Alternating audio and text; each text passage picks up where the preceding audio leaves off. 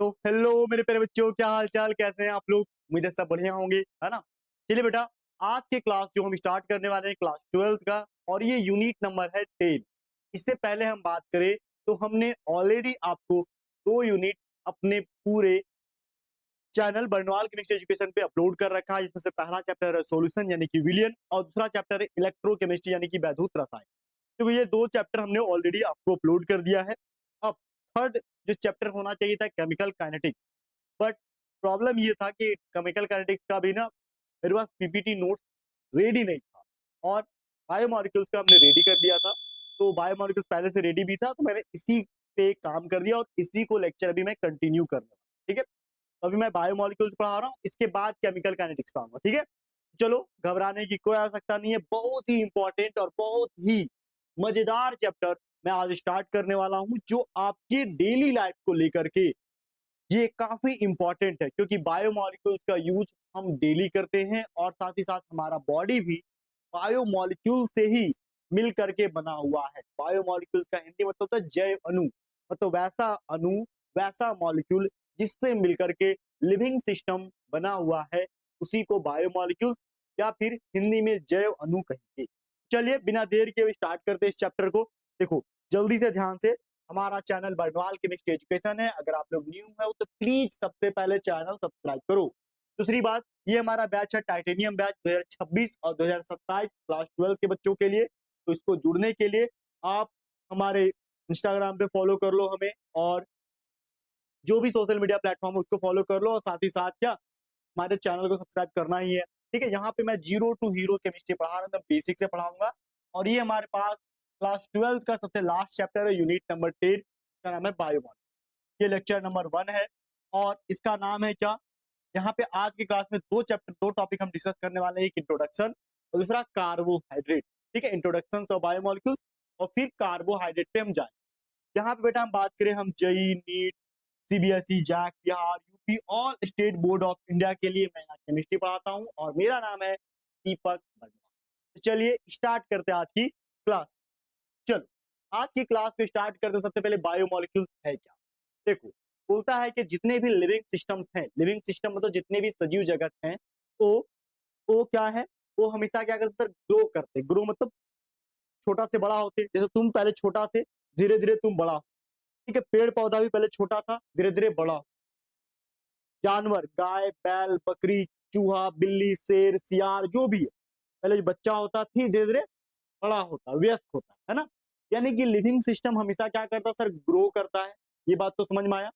दूसरी बात क्या, जितने भी लिविंग सिस्टम्स होते हैं सर, वो सस्टेन करते हैं। सस्टेन मतलब जीवित रहते हैं, और जीवित रहने के लिए पूरे जीवन काल में बहुत सारे भोजन करते हैं। जैसे हम लोग क्या, डेली चावल, दाल, रोटी, सब्जी, चिकन, मटन सब दबा के खाते हैं, है ना। वैसे ही जानवर लोग क्या, घास, चारा, चोकर, चुन्नी, भुस्सी, जैसे मतलब जो जानवर का जो खाना है वो खाता है। यानी कि सस्टेन, जीवित रहने के लिए भी बायोमोलिक्यूल्स जरूरी है। तीसरा, जितने भी लिविंग सिस्टम है वो रिप्रोड्यूस भी करते हैं, मतलब रिप्रोडक्शन, अपने प्रजनन भी करते हैं, मतलब अपने जैसे ही जीवित प्राणी को जन्म देते हैं। जैसे ह्यूमन बींग्स हैं, सब छोटे बच्चों को जन्म देते हैं। जानवर है, जैसे गाय है, छोटा बछड़ा को जन्म देगा। ठीक है, शेर है तो अपने छोटे से शेर के बच्चे को जन्म देगा। कुत्ता है तो पिल्ले को जन्म देगा। मतलब जितने भी लिविंग सिस्टम और पेड़ पौधे हैं, तो उनके अंदर क्या, फल होता है, फल में बीज होता है, बीज से फिर से छोटे छोटे पौधे उगते हैं। मतलब जितने भी लिविंग सिस्टम्स है, एक तरह से हम बात करें, इस पे हम बात करेंगे। इससे पहले थोड़ा सा यहाँ पे हम एक पॉइंट आपसे लिखा देते हैं। ठीक है, देखो, यानी कि कुल मिलाकर ऐसे समझो, जितने भी लिविंग सिस्टम है, क्या सर, लिविंग सिस्टम जो भी है, ठीक है, जिसको बोलते हैं सजीव जगत। ठीक है, कि जितने भी लिविंग सिस्टम है वो सब क्या करते हैं सर, ये सब के सब जो है सबसे पहले ग्रो करते हैं। क्या करते हैं सर, ग्रो, यानी कि ये सब बढ़ते हैं, छोटा से बड़ा होता है। ये सब सस्टेन भी करते हैं सर, जीवित रहते हैं। और तीसरा, ये रिप्रोड्यूस भी करते हैं, रिप्रोड्यूसेस। ठीक है, सस्टेन्स, रिप्रोड्यूस एंड क्या, ग्रो करते हैं, सस्टेन करते हैं, रिप्रोड्यूस करते हैं। ये तीनों काम करते हैं लिविंग सिस्टम। अब ये तीनों काम के लिए क्या चीज जरूरी हो जाता है, ये तीनों काम के लिए बायोमोलिक्यूल्स जरूरी है, तो जैव अणु जरूरी। दूसरी बात, ये जितने भी लिविंग सिस्टम्स हैं, ये जितने भी लिविंग सिस्टम्स हैं, एक तरह से बोलेंगे, ये क्या किससे बने हुए थे? Mad up of non living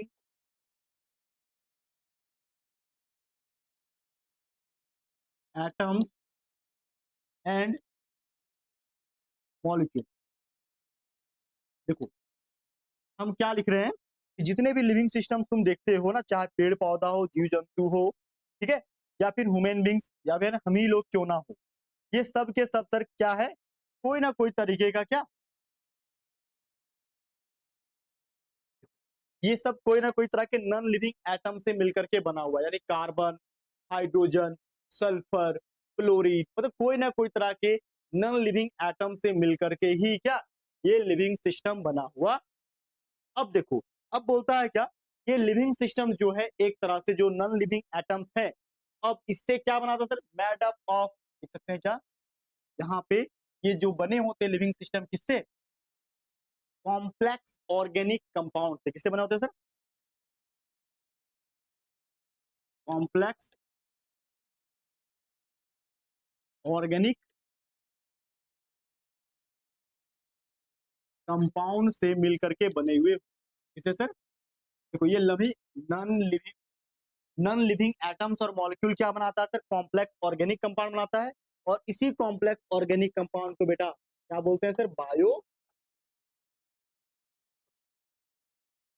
molecules कहते हैं। क्या बोलते हैं, बायो मॉलिक्यूल्स। बात समझ रहे हो? तो जितने भी लिविंग सिस्टम्स हैं वो क्या कर रहे हैं सर, ग्रो कर रहे हैं, सस्टेन कर रहे हैं, रिप्रोड्यूस कर रहे हैं। दूसरी बात, जितने भी लिविंग सिस्टम है कोई ना कोई तरह के नॉन लिविंग एटम्स या मॉलिक्यूल से बना, जैसे carbon, hydrogen, oxygen, nitrogen, sulphur, समझ रहे हो, ये सब नॉन लिविंग एटम, और ये नॉन लिविंग एटम मिल करके एक कॉम्प्लेक्स ऑर्गेनिक कंपाउंड बनाते हैं, और इसी कॉम्प्लेक्स ऑर्गेनिक कंपाउंड को हम अपने भाषा में क्या बोलते थे, बायो मॉलिक्यूल्स, या हिंदी में जैव अणु कह देते।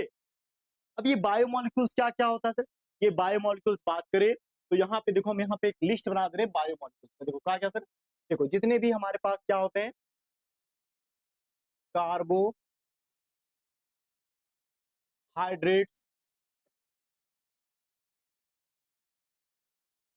प्रोटीन्स, विटामिन, ठीक है, मिनरल्स, सॉरी विटामिन के बाद हम लोग लिखते हैं क्या, protein, vitamin, carbohydrate, protein, vitamin, nucleic acid,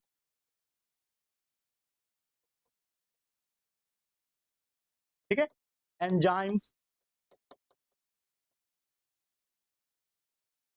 ठीक है, हार्मोन्स, ठीक है, ये सब क्या है, हार्मोन्स, लिपिड्स, ये जो यहाँ पे लिखे ये सब क्या है सर, ये सब हमारे पास क्या है, एक तरह का बायोमोलिक्यूल। क्या है ये सब सर, ये सब का सब क्या है, बायोमोलिक्यूल। ये सब का सब क्या है सर, बायोमोलिक्यूल्स है। और इसी बायोमोलिक्यूल से जितने भी लिविंग सिस्टम है, चाहे सजीव जगत का पेड़ पौधा हो, जीव जंतु हो, जानवर हो, कोई भी चीज हो, यही सब बायोमोलिक्यूल से मिलकर के बना हुआ। अब इस बायोमोलिक्यूल से एक एक करके आपको मिलवाते हैं, ठीक है, क्या सर, देखो आगे हमने क्या बोला यहाँ पे, देखो बायोमोलिक्यूल्स है क्या, देखो यहाँ पे हमने फोटो दिखा रहा हूँ मैं ताकि चीजें समझ में आए। देखो बायोमोलिक्यूल्स जो है वो केमिस्ट्री ऑफ लाइफ, लाइफ का केमिस्ट्री को ही हम लोग क्या कहेंगे सर, बायोमोलिक्यूल्स कहते हैं, ठीक है। लाइफ की केमिस्ट्री को क्या बोलेंगे सर, बायोमोलिक्यूल्स कहते हैं। जैसे क्या, फ्रॉम दी फूड, देखो हम लोग क्या करते हैं सर, बायोमोलिक्यूल्स के रूप में क्या क्या फोटो में देखो, कार्बोहाइड्रेट ये हमारे बॉडी को एनर्जी देता है, प्रोटीन ये हमारे मसल्स को बनाने में मदद करता है, ठीक है, डीएनए ये क्या है सर, हमारे बॉडी के अंदर जेनेटिक इंफॉर्मेशन को रखता है, हमारा बॉडी का शेप, साइज, स्ट्रक्चर जो पापा का है, जो मम्मी का है, वो हमें ट्रांसफर करने में कौन मदद करता है सर, डीएनए, जेनेटिक इंफॉर्मेशन, ये भी क्या बायोमोलिक्यूल्स का हिस्सा है। आगे बात करते हैं ग्लूकोज, कार्बोहाइड्रेट को ही आगे चल करके तोड़ देते हैं ग्लूकोज, ग्लूकोज एक तरह से हमें एनर्जी प्रदान करता है, ये भी बायोमोलिक्यूल्स का पार्ट है।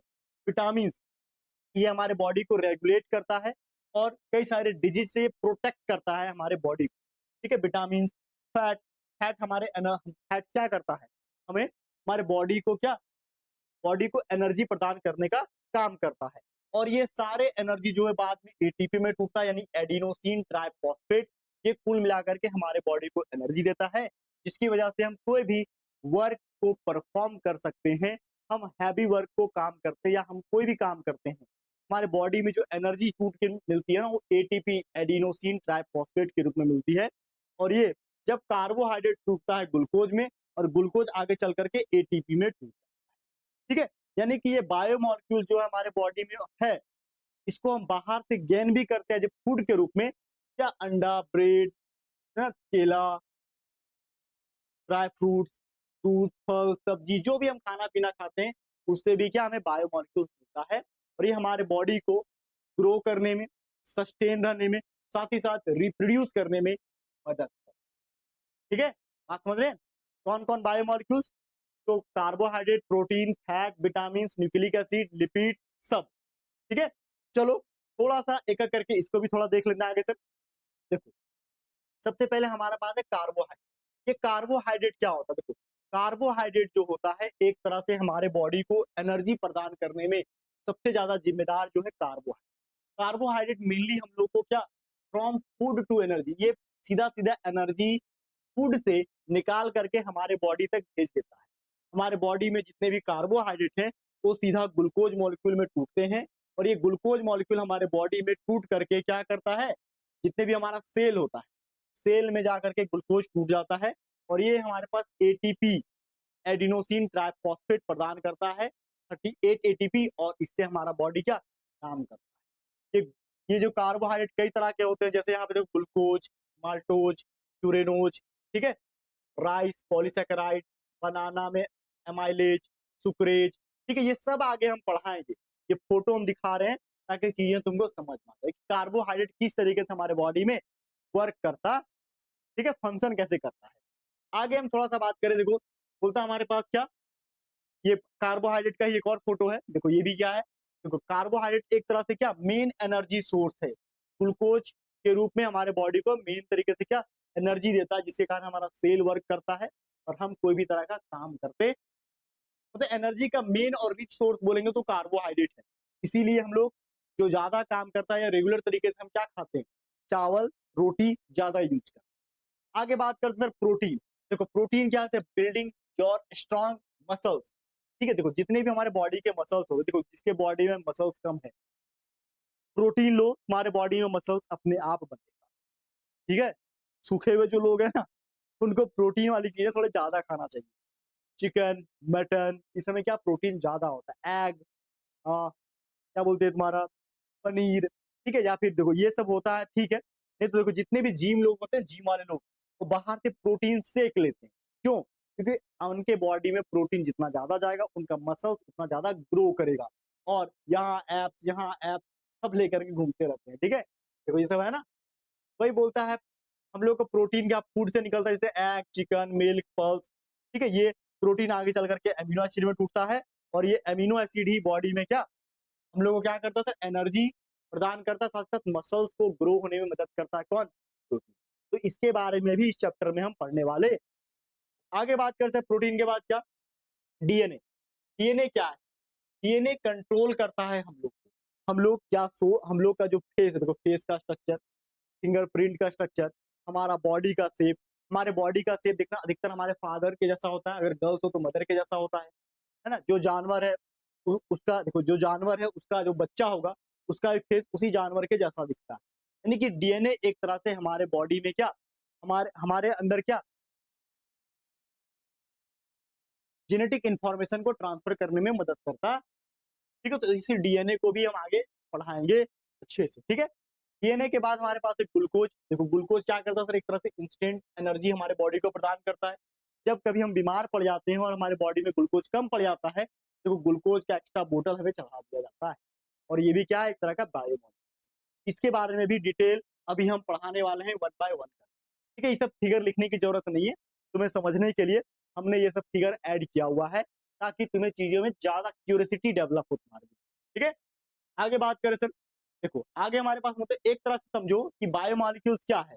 कार्बोहाइड्रेट भी एक बायोमोलिक्यूल्स है, न्यूक्लिक एसिड भी एक तरह का बायोमोलिक्यूल्स है, इंजाइम भी बायोमोलिक्यूल्स है, विटामिन भी बायोमोलिक्यूल्स है, लिपिड्स भी बायोमोलिक्यूल्स है, और प्रोटीन भी क्या है, बायोमॉलिक्यूल्स, ठीक है। यानी कि बायोमॉलिक्यूल्स कई प्रकार के चीजों से मिलकर के बना है, carbohydrate, nucleic acid, enzyme, vitamin, protein, सब।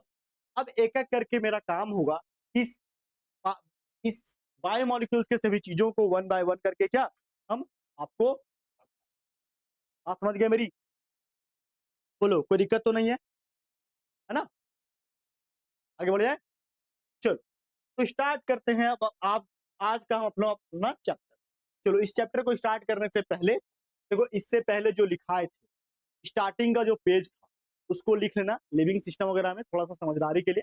उसके बाद ये फोटो जो 4-5 दिखाए उसको बस तुमको समझाने के लिए ही हम यूज किए, ठीक है, ध्यान रखना। अब यहाँ हम जो लिख रहे हैं देखो, सबसे पहले हमारे पास ये यूनिट नंबर कितना है सर, हेडिंग, ये हमारे पास है यूनिट नंबर सर, ये हमारे पास है यूनिट नंबर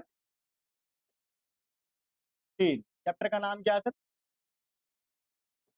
बायो मॉलिक्यूल, ठीक है। अब पतला क्यों लिख रहा है ये,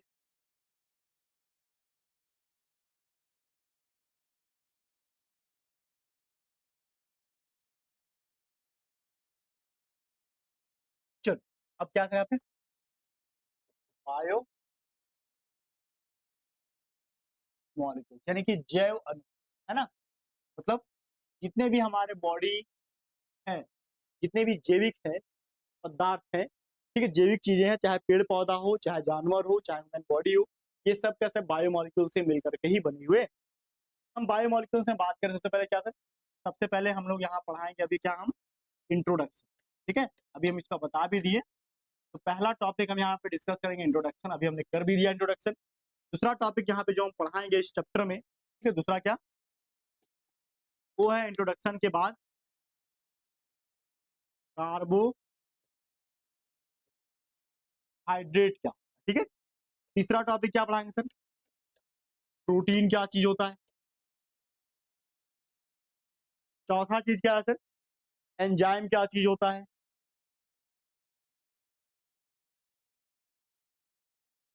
पांचवा चीज क्या है सर, पांचवा विटामिन क्या होता है।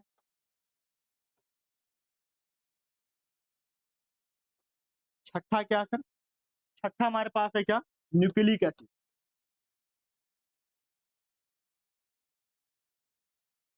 न्यूक्लिक एसिड क्या होता है।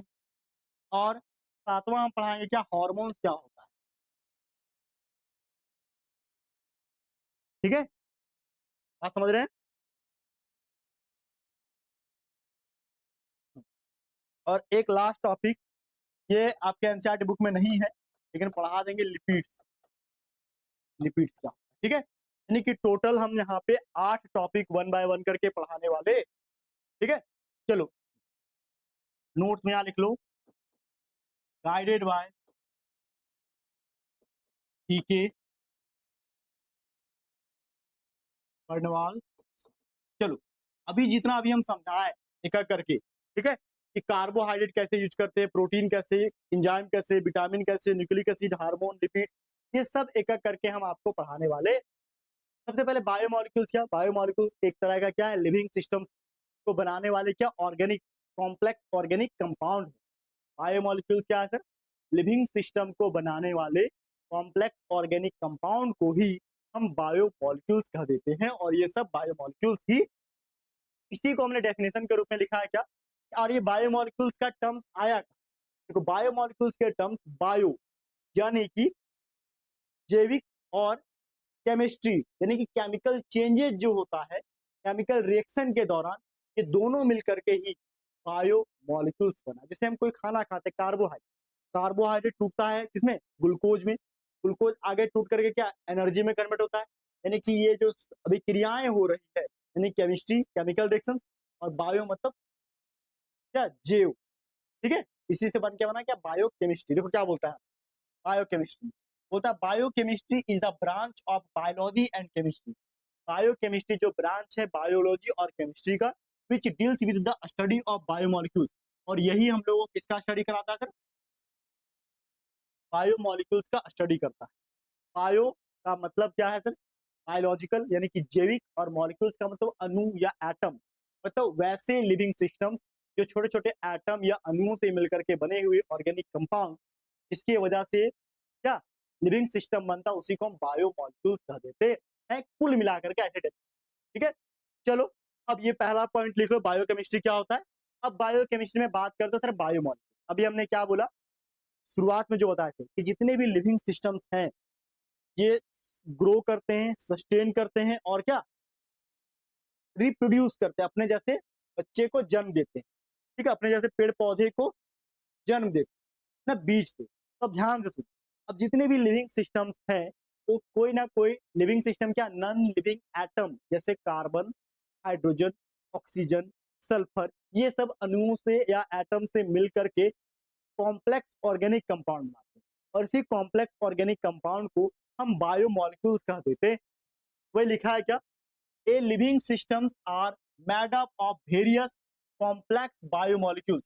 होता है ए लिविंग सिस्टम कई सारे वेरियस कॉम्प्लेक्स बायोमॉलिक्यूल से मिलकर के बने होते हैं, जैसे carbohydrate, proteins, nucleic acid, lipids, vitamin, minerals, ETC. These molecules are called biomolecules, और इसी मॉलिक्यूल को हम क्या बायोमॉलिक्यूल्स कह देते हैं। बायोमॉलिक्यूल्स एक तरह से बोल सकते हैं क्या, वहां भी लिख दिए थे, यहाँ भी लिख दो, कॉम्प्लेक्स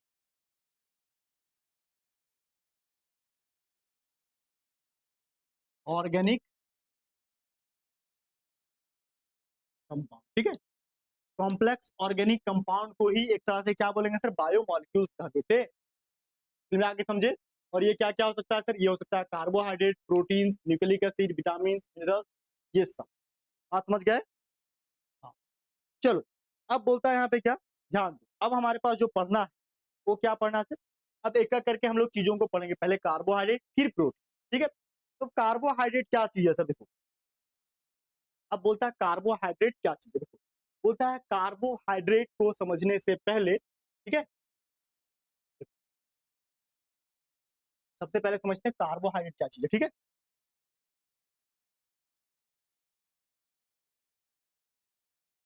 कार्बोहाइड्रेट।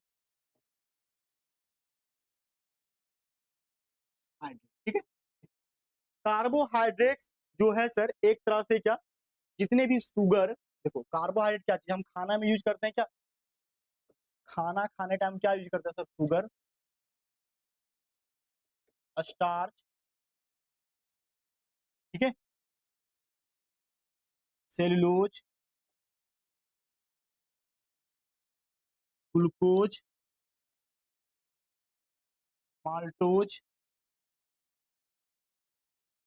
एक्सट्रीन्स, ठीक है, गम्स, ये सब जो कंपाउंड है क्या करते हैं सर हम लोग, कभी खाने में, कभी पीने में, तो कभी कोई चीज बनाने में यूज करते हैं। और ये सब कौन चीज से, किस चीज से मिलकर बना हुआ है सर, ये सब का सब कार्बो, सबका सब क्या है सर, कार्बोहाइड्रेट। और जैसे शुगर खाने में यूज करते हैं सर, स्टार्च, जितने भी गेहूं चावल से क्या मिलता है सर, स्टार्च मिलता है एक तरह से। ठीक है, ये स्टार्च आगे चल के ग्लूकोज में टूटेगा। सेलुलोज, और जितने भी लकड़ी का लट्ठा है ना जिससे फर्नीचर बनता है, पेपर बनता है, वो सेलुलोज एक तरह से सेलुलोज का बना होता है। ग्लूकोज, जिसको हम लोग एनर्जी के रूप में लेते हैं, या फिर जो भी भोजन खाते हैं वो कहीं ना कहीं आगे चल के ग्लूकोज में टूटता है। आगे माल्टोज, डेक्सट्रीन, गम्स, ये सब का सब, गम जो पेड़ पौधों से निकलता है, ये सब का सब एक तरह से क्या है, कार्बोहाइड्रेट ही है। यानी हम बोल सकते हैं वाइडली, बृहद रूप से एनिमल्स एंड प्लांट किंगडम से ये प्राप्त होते हैं। ये सब कहाँ से प्राप्त होते हैं सर, हमें यहाँ ये सब कहाँ से मिलते हैं, obtained from, obtained from widely, कहाँ सर, एनिमल, कहाँ पे sir, animals and plant kingdom. Mainly हम बात करें क्या सर, कि जो कार्बोहाइड्रेट है मुख्य रूप से कहाँ से मिलता है सर, या तो कोई जानवर से मिलता है या तो प्लांट से मिलेगा, है ना। एनिमल्स या किंगडम, एनिमल या प्लांट किंगडम से हम लोग को मुख्य रूप से क्या कार्बोहाइड्रेट कहीं ना कहीं हम लोग को प्राप्त होता है। ठीक है, अब सवाल ये है सर कि ये कार्बोहाइड्रेट जो है, ठीक है, ये प्लांट कैसे बनाता है, प्लांट कार्बोहाइड्रेट किस तरीके से बनाता है, ये भी तुम्हारे अंदर सवाल हो सकता है। बिल्कुल सही। देखो, जितने भी प्लांट्स होते हैं, प्लांट्स, ध्यान दो, प्लांट्स के अंदर एक प्लांट अपना भोजन खुद बनाते हैं, यस या नो, बनाते हैं ना। अरे पेड़ पौधा के अंदर एक अभिक्रिया होता है जिसका नाम है फोटोसिंथेसिस अभिक्रिया। क्या नाम है सर? फोटोसिंथेसिस अभिक्रिया, ठीक है। तो पेड़ पौधा के अंदर होता है क्या? फोटो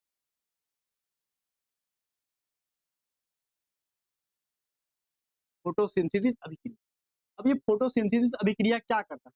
ये फोटोसिंथेसिस अभिक्रिया जो होता है, ये वाटर को, कार्बन डाइऑक्साइड को सनलाइट के प्रेजेंस में क्लोरोफिल, पेड़ बड़े पौधे के पत्तियों, उसको क्या करता है सर? कार्बोहाइड्रेट में कहीं ना कहीं कन्वर्ट कर देता है। यानी कि लिख सकते हैं क्या? X molecule of CO2, Y molecule of H2O जब मिलता है ना,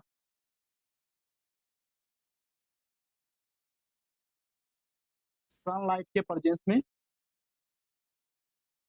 क्लोरोफिल, ठीक है, सनलाइट के प्रेजेंस में क्लोरोफिल के प्रेजेंस, ये क्या करता है? ये खुद को ग्लूकोज में कन्वर्ट कर लेता है, ठीक है। CX, ये क्या? ये जनरल फॉर्मूला किसका? कार्बोहाइड्रेट, जनरल फॉर्मूला ऑफ क्या? कार्बोहाइड्रेट, ठीक है। मतलब कुल मिला के चीजें समझो। देखो, जितने भी पेड़ पौधे होते हैं वो कार्बोहाइड्रेट को स्टार्च के रूप में, ग्लूकोज के रूप में, सेलुलोज के रूप में, जो भी यहाँ पे दिख रहा है, ये जो दिख रहा है, प्लांट जो होते हैं वो ये सब कुछ बनाते हैं फोटोसिंथेसिस अभिक्रिया के दौरान। फोटोसिंथेसिस अभिक्रिया के दौरान पेड़ पौधे क्या CO2 लेते हैं, जमीन से H2O लेते हैं, और हवा से CO2 लेते हैं, सनलाइट के प्रेजेंस में क्लोरोफिल की मदद से अपना भोजन बनाते हैं, और उस भोजन के दौरान इसी कार्बोहाइड्रेट बनता है। और यही कार्बोहाइड्रेट कभी सुक्रोज के, शुगर के रूप में, कभी स्टार्च के रूप में, कभी सेलुलोज के रूप में, कभी ग्लूकोज के रूप में, कभी माल्टोज के रूप में, कभी डेक्स्ट्रिन के रूप में, तो कभी गम के रूप में बन जाता है पेड़ पौधों के अंदर। मेरी बात समझ पा रहे हो? क्लियर है चीजें? हाँ, यानी कि कार्बोहाइड्रेट जो है हमारे लिए बहुत इंपॉर्टेंट है। क्यों सर? अब देखो, अभी तक तो चीजें पता चल रहा है कि कार्बोहाइड्रेट कैसे बन रहा है, पेड़ पौधा कैसे बनाता है। अब इस कार्बोहाइड्रेट का हम कैसे यूज करते हैं ये समझो। चलो एक पेज और लेते हैं, ठीक है। चलो अब हम बात करें कार्बोहाइड्रेट का, ठीक है, vital role in life. Carbohydrate,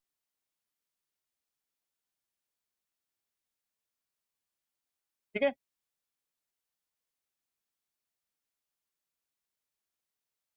carbohydrate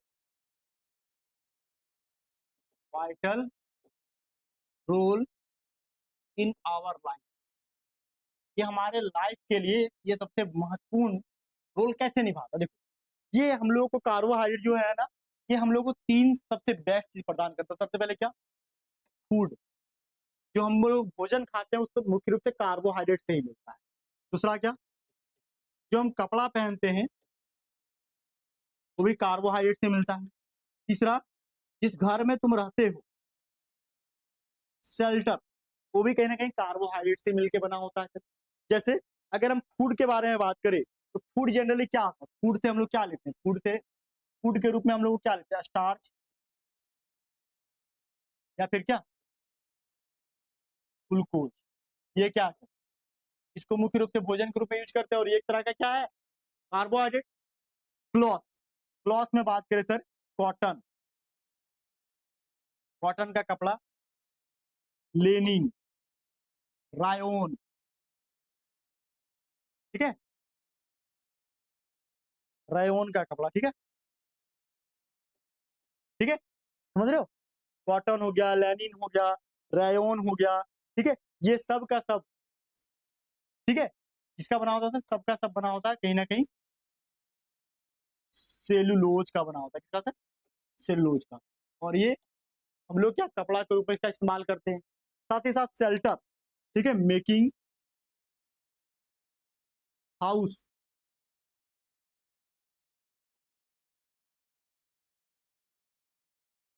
house कैसे बनाते हैं? हाउस बनाने के लिए हमें यूज होता है वुड,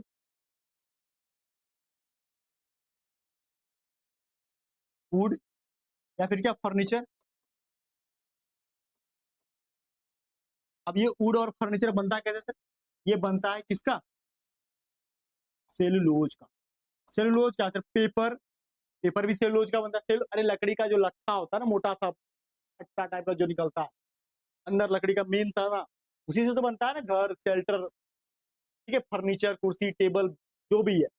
ठीक है, यानी कि कार्बोहाइड्रेट एक तरह से भोजन भी प्रदान करता है, कपड़ा भी प्रदान करता है, शेल्टर भी प्रदान करता है। यानी कि कार्बोहाइड्रेट जो मुख्य सोर्स है, अभी सबसे इंपॉर्टेंट बायोमोलिक्यूल्स में इसको, ठीक है, आप समझ रहे हो? चलो ये तो अभी इंट्रोडक्शन था, कार्बोहाइड्रेट क्या चीज है, क्यों इतना इंपॉर्टेंट है। अब इस पॉइंट को लिखना चाहो तो कॉपी में लिख लो। अब इसी के आधार पे हम इसका डेफिनेशन बताएं, फिर इसका टाइप्स बताएंगे, किस तरीके से कार्बोहाइड्रेट हमारे जीवन के लिए इंपॉर्टेंट है और क्या क्या तुम्हारे सिलेबस में इन चीजों को कैसे पढ़ना है। ठीक है, तो पहले इसको लिख लो एक पेज, फिर ये भी लिख लो। अब आगे चलो सर, अब यहाँ से मेन डेफिनेशन स्टार्ट, ठीक है, जो कॉपी में लिखना है। ठीक है, देखो क्या कहता है कार्बोहाइड्रेट। अभी हमने क्या बोला कि carbohydrates are primarily produced by plant and form a very large group of naturally occurring organic compound. देखो बोलता है कार्बोहाइड्रेट को मुख्य रूप से जो प्रोड्यूस करता है किसके द्वारा?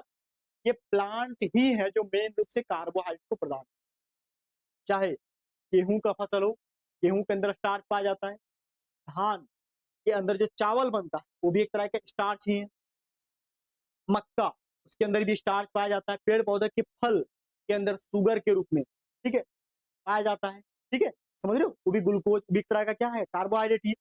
बोलता है carbohydrates are primarily produced by plant and a form of very large group of naturally occurring organic compound. ये एक तरह का क्या है, प्राकृतिक में पाए जाने वाले क्या है, ऑर्गेनिक कंपाउंड। कौन? कार्बो।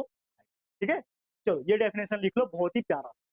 अब बात करते हैं सर नेक्स्ट क्या, कार्बोहाइड्रेट जो है ये केमिकली इसका कंपोजिशन क्या। अभी तक तो हम ऐसे डिफाइन कर रहे हैं बात, ठीक है, कार्बोहाइड्रेट का एक्चुअल डेफिनेशन, एक्चुअल ये कार्बोहाइड्रेट केमिकली किस तरह से देखता है, क्योंकि हम लोग पढ़ रहे हैं बायो मॉलिक्यूल, इस मॉलिक्यूल का स्ट्रक्चर को समझना, कार्बोहाइड्रेट के स्ट्रक्चर को समझना होगा। समझ रहे हो? तो कार्बोहाइड्रेट का स्ट्रक्चर दिखता कैसे, देखो कार्बोहाइड्रेट का स्ट्रक्चर में मेन कार्बन प्रेजेंट होगा, कार्बन के साथ दो तरह के फंक्शनल ग्रुप दिखेंगे, एक एल्डिहाइड फंक्शनल ग्रुप, एक कभी कीटोन फंक्शनल ग्रुप, और साथ ही साथ में कई सारे हाइड्रोक्साइल ग्रुप यानी कि OH OH ग्रुप देखने को मिले। तो इसका डेफिनेशन हम लोग, ये मॉडर्न डेफिनेशन, ठीक है, पुराना नहीं, ये मॉडर्न डेफिनेशन है, पुराना डेफिनेशन ये पूछता भी नहीं है। ठीक है, पढ़ो क्या डेफिनेशन है। Carbohydrate may be defined as optically active compound. ये क्या सा कंपाउंड है सर? ऑप्टिकली क्या रहेगा सर? एक्टिव रहे। ठीक है, ऑप्टिकली एक्टिव पॉलीहाइड्रोक्सी, पॉलीहाइड्रोक्सी का मतलब जिसमें हाइड्रोक्साइल ग्रुप एक से अधिक होता है उसको पॉलीहाइड्रोक्सी कहते हैं। साथ ही साथ इसमें एक और फंक्शनल ग्रुप होगा एल्डिहाइड, या फिर इसमें फंक्शनल ग्रुप होगा कीटोन। ठीक है, और द कंपाउंड, ठीक है, बोलता है the carbohydrate may be defined as the optically active polyhydroxy aldehyde और कीटोन, कीटोन, ठीक है, और the compound which produces such unit, जो प्रोड्यूस करता सच यूनिट ऑन हाइड्रोलाइसिस, या हाइड्रोलाइसिस करेंगे जब कार्बोहाइड्रेट को, तो ये क्या क्या देगा sir? Polyhydroxy multiple hydroxyl group देगा, कई सारे एल्डिहाइड ग्रुप देगा, या फिर कीटोन देगा। इसी को हम क्या कहेंगे? कार्बोहाइड्रेट। ठीक है, होता carbohydrates are also called saccharide. Carbohydrate को हम क्या कहेंगे? कार्बोहाइड्रेट को हम सैकराइड भी कहते हैं। सैकराइड एक ग्रीक वर्ड है जिसका मतलब होता है सैक्रोन। सैकराइड क्या सर? एक ग्रीक वर्ड, इसका मतलब क्या होता है? सैक्रोन। सैक्रोन का मतलब क्या होता है? सुगर, यानी कि, ठीक है, क्या होता है सर? शुगर। ठीक है, होता है कार्बोहाइड्रेट जो होता है, जैसे एग्जांपल के लिए cane sugar, example of carbohydrate, glucose, sucrose, lactose, maltose, starch, glycogen, dextrin, gum, अभी जितना लिखे थे सब का सब क्या है सर? कार्बोहाइड्रेट के ही क्या है? एग्जाम्पल है, उदाहरण। ठीक है, आप समझ रहे हैं?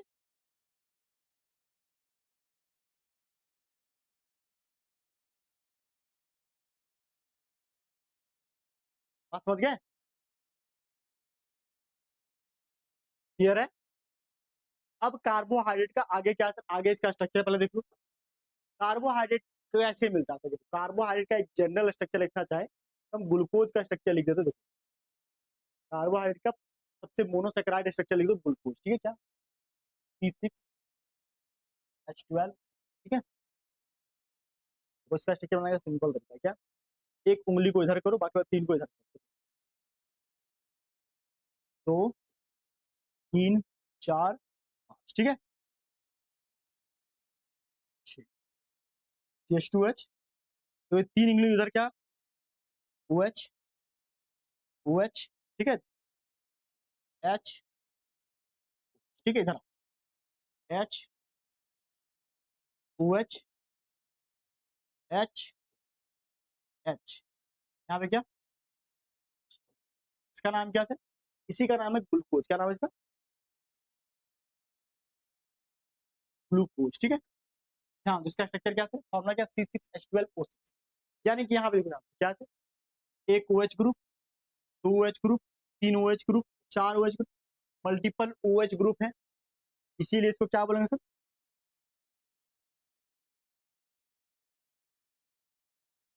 क्या पॉलीहाइड्रोक्सी इसको बोल सकते हैं? पॉली, ठीक है। देखो यहाँ पे एक फंक्शनल ग्रुप क्या है? एल्डिहाइड, समझ रहे हैं क्या नाम है इसका? एल्डी। अब देखो हर एक कार्बन पे चारों ग्रुप डिफरेंट, देखो ये ग्रुप डिफरेंट, ये डिफरेंट, ये डिफरेंट, डिफरेंट डिफरेंट ग्रुप। जब डिफरेंट ग्रुप चारों होता है कोई कार्बन पे, उस कार्बन को बोलते हैं हम लोग कायरल कार्बन। क्या बोलते हैं sir? Chiral carbon. Chiral carbon को रिप्रेजेंट करते हैं किससे? स्टार।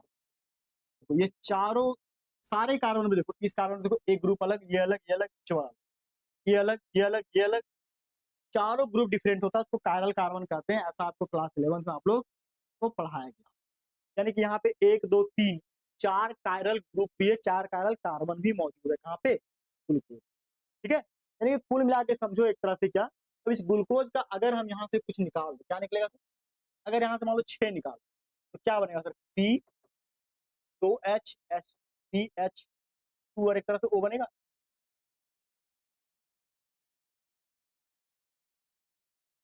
CH2 बनेगा। अगर इसको अगर इंपेरिकल फॉर्मूला के रूप में लिखते हैं, CH2O 6 बाहर कर दी, यानी कि एक तरह से कार्बन का 1 अनुपात, हाइड्रोजन का 2 अनुपात और ऑक्सीजन का कितना? 1 अनुपात। CHO, मतलब कार्बन, हाइड्रोजन और ऑक्सीजन का जो अनुपात है 1 अनुपात 2 अनुपात 1 के फॉर्म में हमेशा कार्बोहाइड्रेट के रूप में प्रेजेंट, ठीक है। आप समझ रहे हैं? इसी को देखो हमने यहाँ पे लिख रखा है फोटो में। क्या देखो बोलता है? कार्बोहाइड्रेट मेनली किसका बना होता है? Hydrate of carbon.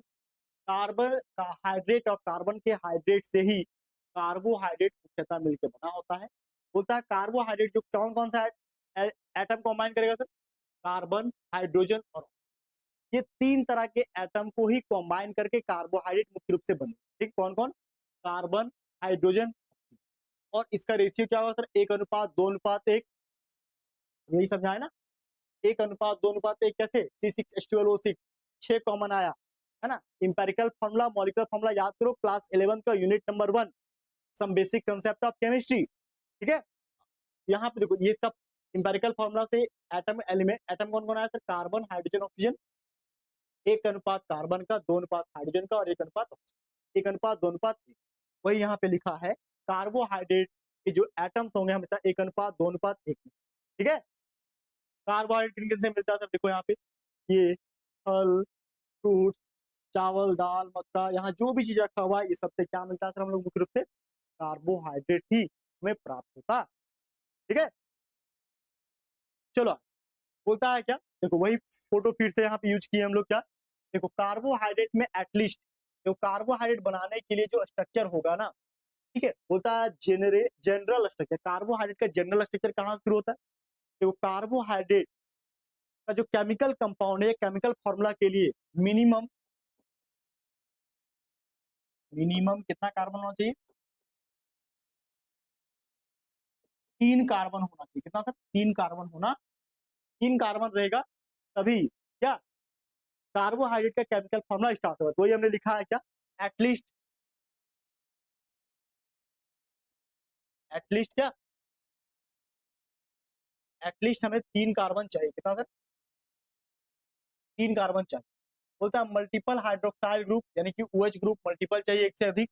And either या तो एक एल्डिहाइड ग्रुप चाहिए या तो एक कीटोन ग्रुप, या तो एक एल्डिहाइड ग्रुप चाहिए या तो एक कीटोन चाहिए।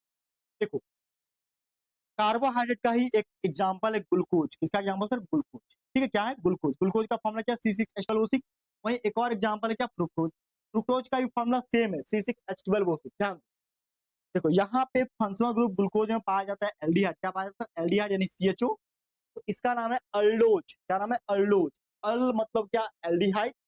और ये पूरा का पूरा ग्लूकोज, इसका नाम क्या? अल्डोज। अल्डोज में जो मेन फंक्शनल ग्रुप है एल्डिहाइड, बाकी बात multiple hydroxyl group.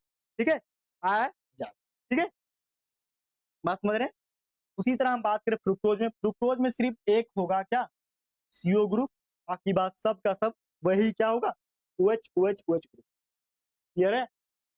Glucose fructose का मॉलिक्यूलर फॉर्मूला सेम है, बस स्ट्रक्चर फॉर्मूला डिफरेंट है। देखो याद रखना, देखो याद रखना, ऐसे उंगली को मोड़ो। ग्लूकोज का स्ट्रक्चर लिखने के लिए उंगली को मोड़ो। ये तीनों जो उधर जा रहा है, तीनों देखो ये 3 साइड उधर जा रहा है।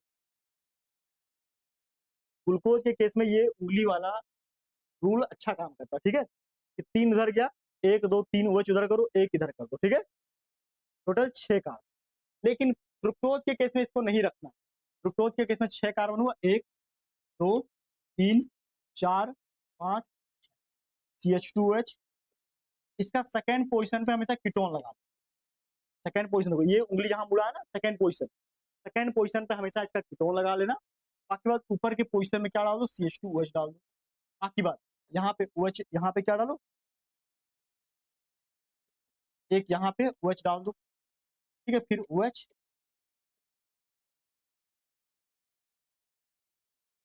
तो कुल मिलाकर के समझो कि जो यहाँ पे स्ट्रक्चर है, दोनों का स्ट्रक्चर सेम है, बस यहाँ सेकेंड नंबर पे क्या डालना है सर? कीटोन ग्रुप डाल देना। क्या करना सर? सेकेंड नंबर पे कीटोन ग्रुप डाल देना। ठीक है, और इसी का नाम क्या है सर? फ्रुक्टोज का नाम है।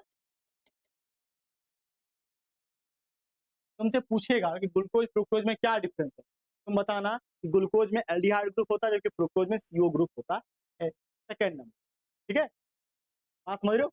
यहाँ पे पहला नंबर पे है और यहाँ पे क्या है? ये दूसरा नंबर है, पहला कार्बन ये हो जाए। ठीक है, बात समझ रहे हो?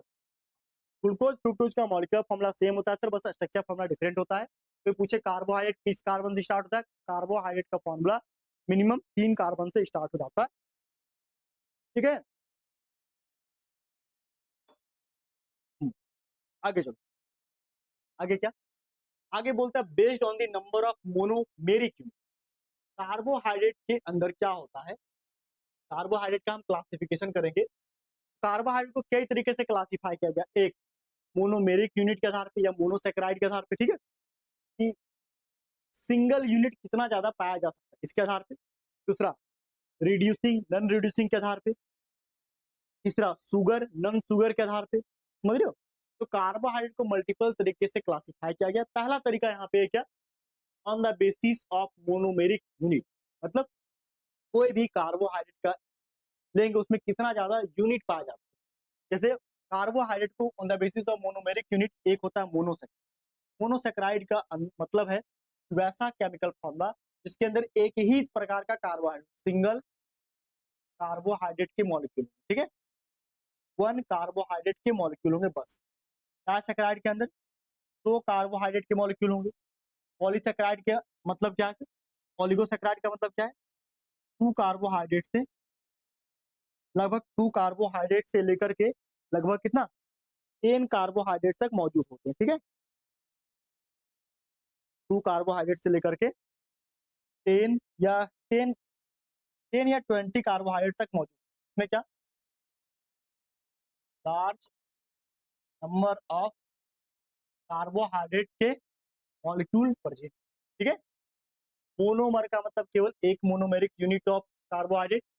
डाइसैकेराइड का मतलब 2 मोनोमेरिक यूनिट ऑफ कार्बोहाइड्रेट।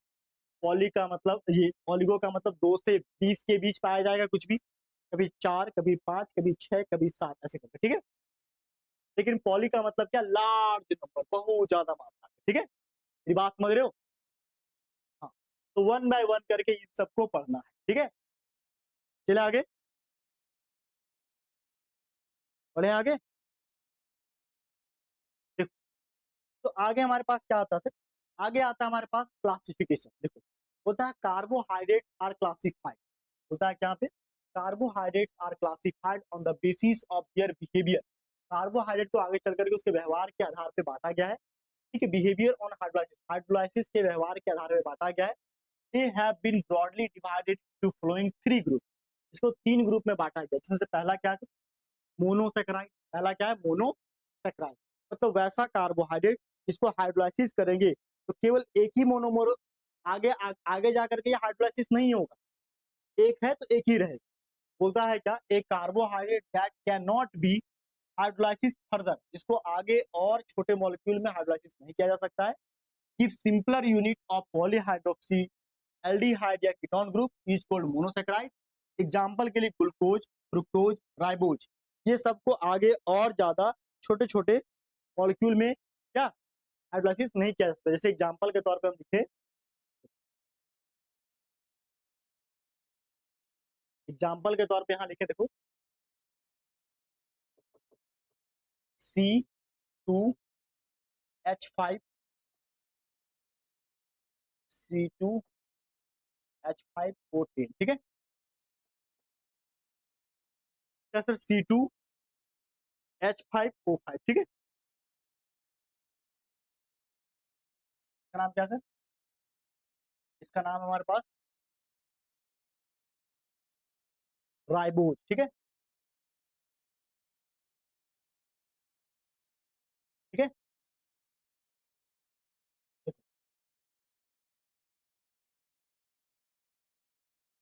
इसका हाइड्रोलाइसिस करेंगे,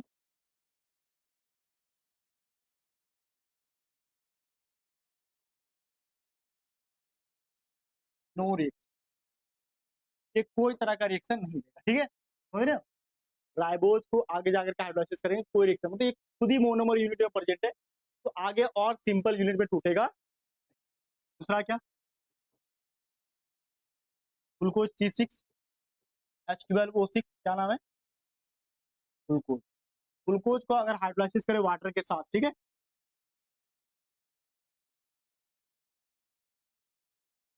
ये और छोटा सिंपल मॉलिक्यूल में टूटेगा नहीं, ठीक है।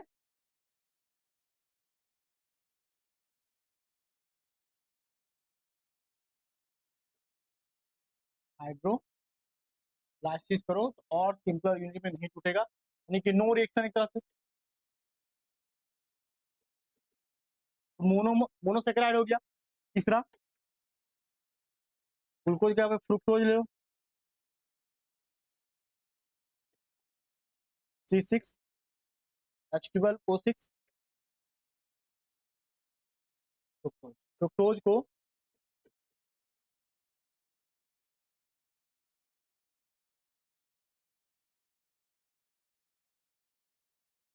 क्या, नो, ठीक है, आगे चल कर कोई रिएक्शन देता, ठीक है। ये सब किसके एग्जाम्पल है सर, ये सब के सब कार्बोहाइड्रेट के ही एग्जाम्पल है, किसके एग्जाम्पल है सर, मोनोसेक्राइड के एग्जाम्पल, मतलब आगे जाकर के फर्दर और हाइड्रोलाइसिस नहीं हो सकता, इसलिए इसका नाम क्या दिया गया, मोनो, ठीक है। जैसे मोनो का मतलब क्या होता है, मोनो का मतलब सिंपल होता है, मोनो का मतलब सिंगल सेक्राइड, यानी कि शुगर, मतलब सिंगल सेक्राइड शुगर, जिसको आगे और छोटे पार्ट में तोड़ा नहीं जा सकता। मोनोसेक्राइड जो होते हैं, आई एम सो स्वीट, ये हमेशा सबसे ज्यादा क्या मीठा होते हैं, जैसे ग्लूकोज मीठा होता है, फ्रुक्टोज ये भी मीठा होता है, ठीक है, टेस्ट में। बोलता है सिंपलेस्ट कार्बोहाइड्रेट है monosaccharide, building block of large carbohydrate, और यही मोनोसेक्राइड है जिसके छोटे छोटे यूनिट मिल करके लार्ज नंबर ऑफ कार्बोहाइड्रेट को क्या ये बनाते हैं, ठीक है। चलो आगे देखो, बोलता है ये मोनोसेक्राइड जो होते हैं ना, on the basis of number of carbon, अगर कार्बन की संख्या यहाँ पे 3 है तो उसको ट्रायोज बोलेंगे, कार्बन की संख्या 4 है, ठीक है, तो टेट्रोज बोलेंगे, कार्बन की संख्या 5 है तो पेंटोज बोलेंगे, कार्बन की संख्या 6 है तो हेक्सोज। मतलब मोनोसेक्राइड को आगे चल करके on the basis of number of carbon atom क्या क्या बांटा गया सर, ट्रायोज, टेट्राओज, पेंटोज, हेक्सोज में बांटा गया है on the basis of number of carbon atom, किसको, मोनोसेक्राइड, ठीक है, बात समझ रहे हो। देखो बोलता है क्या, ट्रायोज, ट्रायोज का मतलब जिसमें नंबर ऑफ कार्बन एटम की संख्या कितनी हो, मिनिमम 3 हो। मिनिमम कार्बन एटम की संख्या कितनी हो सर, 3 हो, ठीक है। इसको क्या बोलेंगे सर, इसको बोलेंगे ट्रायोज, ठीक है। चलिए एक सेकंड रुकना।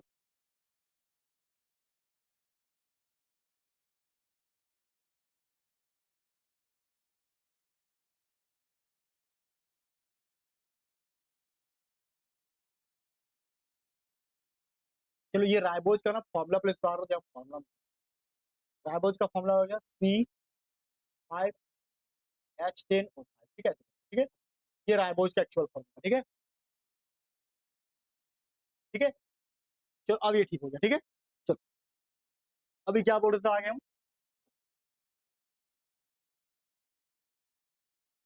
देखो सबसे पहले आया सर ट्रायोज। ट्रायोज का मतलब जिसमें कार्बन की संख्या कितना, 3 हो। जैसे देखो यहाँ पे कितना सर, एक कार्बन, ऊपर से एक कार्बन, दो कार्बन और तीन कार्बन, तीन कार्बन तो ट्रायोज। और इसका नाम क्या है सर, गिल्सरल्डिहाइड। क्या नाम है इसका नाम, गिल्सरल्डिहाइड। टेट्राओज जिसमें कार्बन की संख्या 4 हो। इसका स्ट्रक्चर बनाओ, देखो टेट्राओज जिसमें देखो, अब ये देखो, ये गिल्सरल्डिहाइड का दो फॉर्मूला होता है, एक एल गिल्सरल्डिहाइड, एक डी गिल्सरल्डिहाइड। अब ये एल और डी क्या है, एल का मतलब होता है लिवो रोटेटरी, जिसमें से ओ एच जो है क्या, लेफ्ट साइड रहेगा, और डी का मतलब होता है डेक्स्ट्रो रोटेटरी, जहां पे ओ एच राइट साइड, ठीक है। देखो लेफ्ट साइड तो लिबो, और राइट साइड तो क्या, ठीक है, लेफ्ट साइड राइट साइड रहेगा तो डी गिल्सरल्डिहाइड, है ना, तो क्या डेक्स्ट्रो, ठीक है। आगे चलो सर, आगे बोलता है why have we written the letter L and D in the front of name of the sugar. Sugar के नाम के पहले हम एल और डी लेटर क्यों लिखते हैं। ये एल और डी, एल मतलब होता है लिबो यानी कि लिबो रोटेटरी लेफ्ट साइड, डी मतलब डेक्स्ट्रो यानी कि डेक्स्ट्रो रोटेटरी यानी कि right। और ये दोनों वर्ड को हम अगले क्लास में बहुत अच्छे से समझाएंगे, ठीक है। हम लेक्चर को लंबा नहीं बनाना चाह रहे हैं, ठीक है। ये पहला क्लास था आज बायोमोलिक्यूल्स का, ठीक है, इंट्रोडक्शन क्लास भी था, इसीलिए आज के लेक्चर को यहीं पे समाप्त कर देते हैं। मिलेंगे अगले क्लास में, जहां पे हम ये on the basis of monosaccharide जो है ना, उसका स्ट्रक्चर के आधार पे, ठीक है, ठीक है, ट्रायोज, टेट्राओज, पेंटोज, हेक्सोज, ये सब को वन बाय वन करके नेक्स्ट क्लास में, ठीक है। चलिए मिलते हैं नेक्स्ट क्लास में। अगर आप लोग न्यू हो तो प्लीज सबसे पहले चैनल को सब्सक्राइब करना, अपने दोस्तों के साथ शेयर कर देना। ऑलरेडी हमने 2 चैप्टर पढ़ा रखा है, ये तीसरा चैप्टर ऑलरेडी मैं अपलोड करने जा रहा हूँ अपने चैनल, ठीक है। चलिए मिलते हैं नेक्स्ट क्लास में। थैंक यू सो मच, जय हिंद, बाय।